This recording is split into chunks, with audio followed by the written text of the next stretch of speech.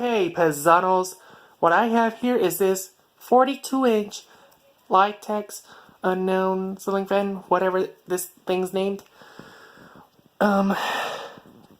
Someone changed that light globe, and it just runs on high until someone gets a remote control for it, or a wall control, or something like that. But anyways, let's demonstrate.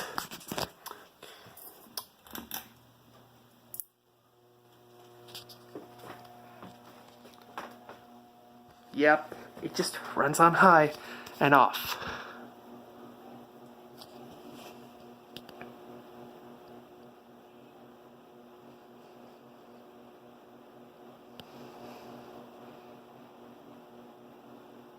Yeah, it makes a lot of noise on high too.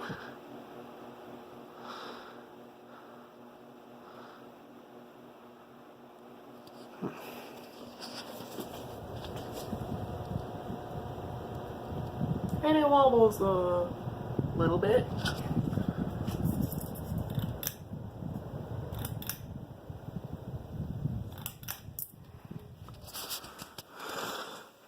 Well, yep, that's the video. And I hope you all enjoyed it, so see y'all later.